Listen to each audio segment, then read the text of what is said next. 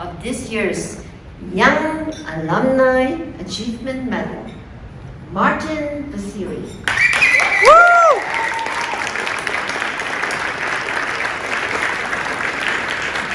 After completing his undergraduate degree in electrical and electronics engineering in Iran, Martin chose to come to Waterloo for his master's degree in Mechatronics Engineering. Smart guy.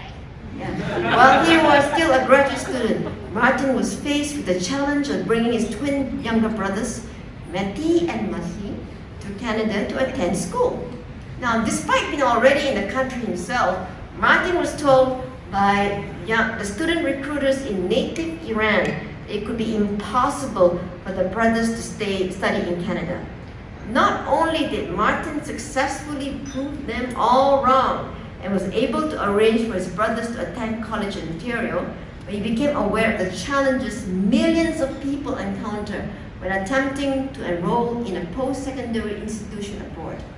His brother's experience as well as his own in applying to study in Canada inspired him to launch ApplyBoard. So Google it later, students, ApplyBoard, a few years after he graduated from Waterloo Engineering in 2012. The company led by Martin and his twin brothers now assists tens of thousands of students throughout the world, really, application processes required by schools and governments. ApplyBoard essentially offers a way for students to find and apply for universities, colleges, and high schools in Canada and United States by using artificial intelligence algorithms. Now that's super duper. Okay? Students are matched to the programs they are most qualified for based on the academic background, desired course of study, and financial means. Now this is getting very interesting. Very interesting. The platform also makes it easier for prospective students to submit additional documents as well as obtain required visas. ApplyBoard reviews and processes each application, sending only complete and qualified ones to its partner schools.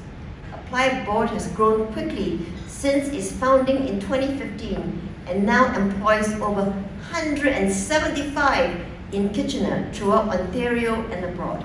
This is a boss, 175 people. Oh, sorry, updated, 216. Oh, updated again, 216. Woo!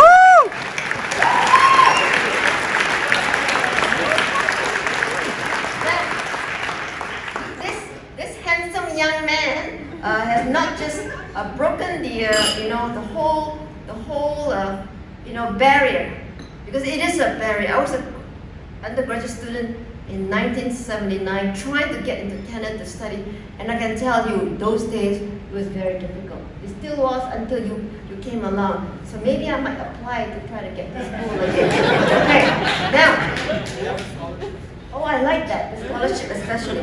Martin and his brothers believe that education is a right, not a privilege, that fuels their mission to make education accessible to students across the globe.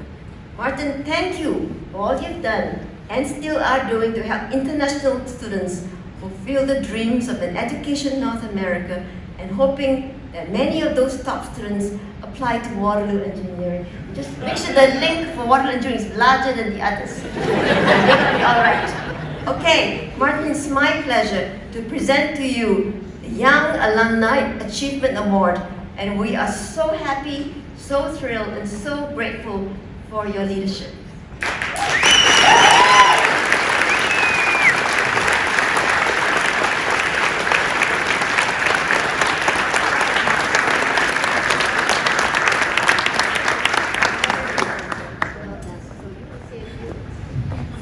I want the young people way at the back there, 12 o'clock, to listen very, very clearly, because I think you'll find what he says is going to be very interesting. Go ahead.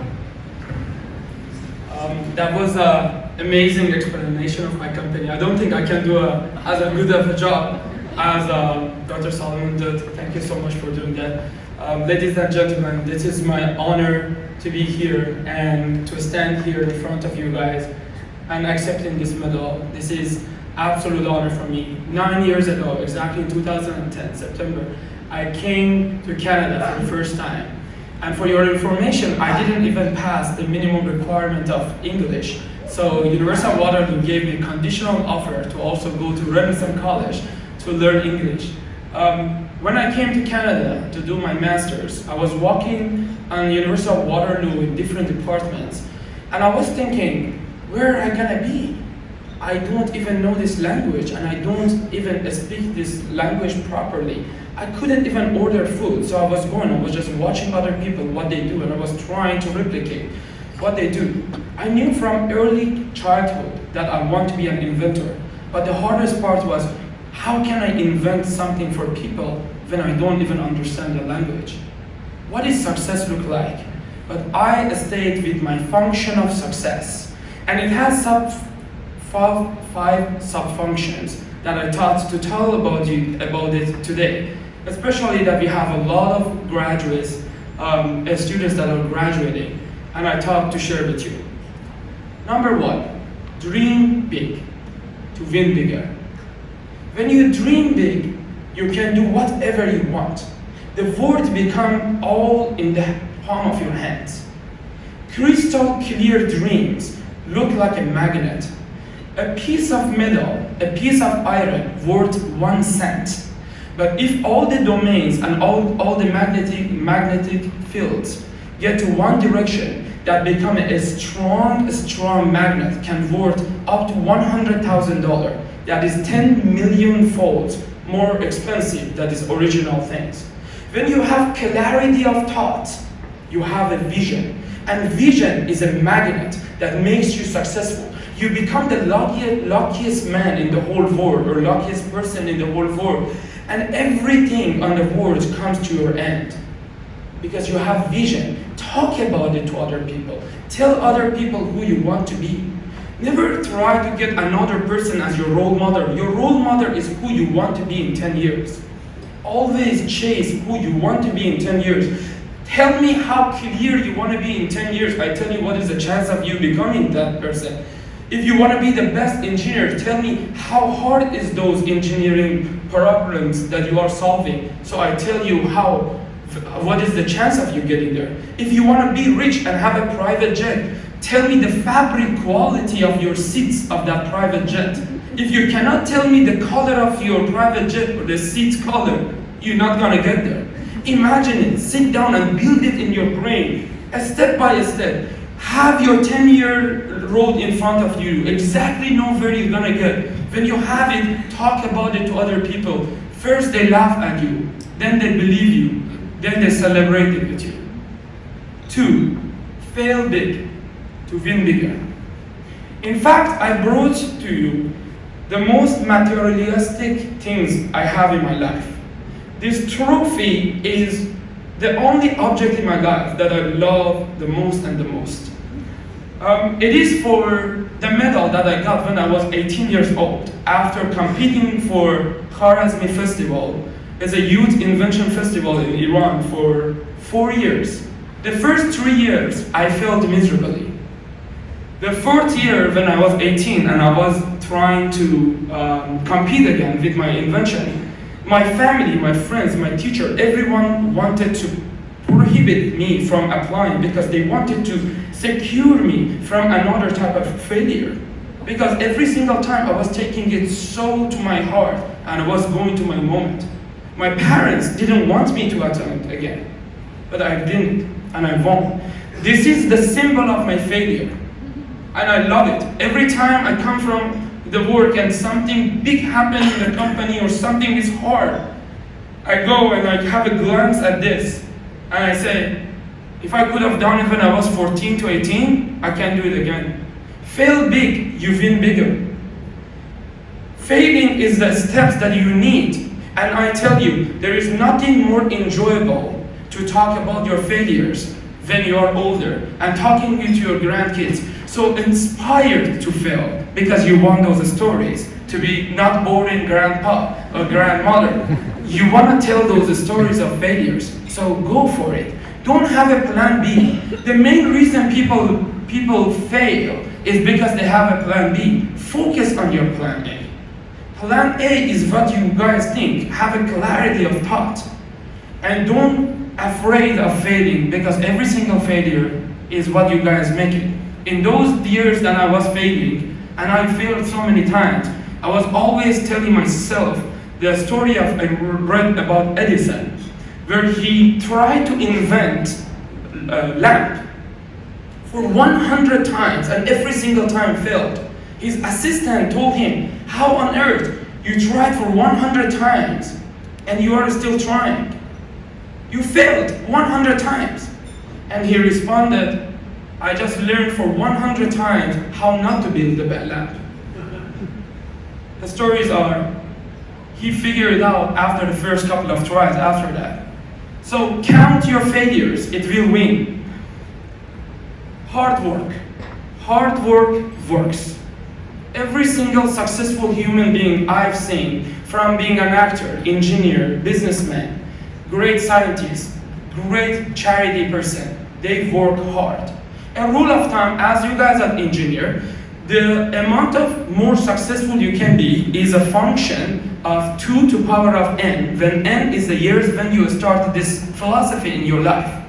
How it works. So if everyone is working 40 hours and you work 80 hours, at least you become 2 times more successful. In reality, it's actually more successful. So by the end of year 1, you are two times more successful. By the end of year 2, you are 4 times more successful. Because it's a compound result. Every single rich person you see in this world, every single successful person you see in this world, the greatest influencer in this world, they didn't do it in one night. They've done it because of the compound result. By the end of year 5, you are 32 times more successful than what you could be. By the year of 10, you are 1,024 times more successful.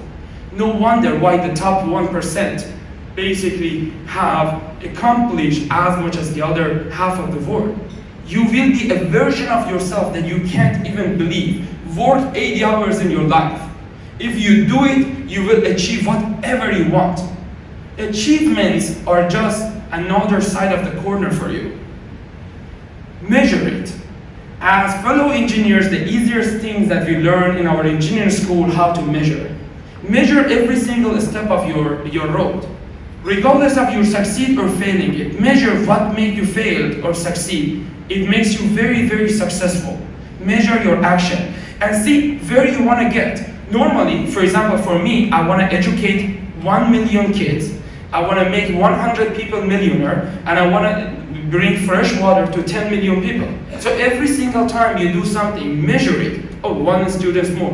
When you measure things, you become committed to it, and you have a discipline to only focus and do the things that matter. Otherwise, your 80 hours or even 100 hours, you are working on different things. But when you measure it, you exactly know the acceleration of you to get into your speed, to your success. And last but not the least, my fellow engineers, work on the things that have impact on other people's. You guys are University of Waterloo alumni and graduates. You step to any company, they will hire you. Don't be inspired to work for just a living. Inspire to work to having an impact and to make a change. Like there's so many of the people in this room that we saw their name. Amazing, thank you so much for your donation.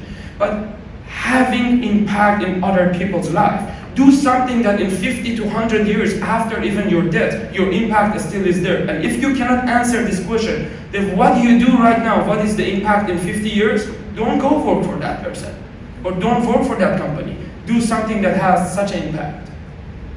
I would like to thank Dr. Sullivan, Dr. Fajapur, who brought me from Iran to here, all the nominees and basically the committee who selected me. Thank you so much for doing that. I would like to thank my friends, supporters, all the customers, employees, teammates, all the people who supported me over the years to be here.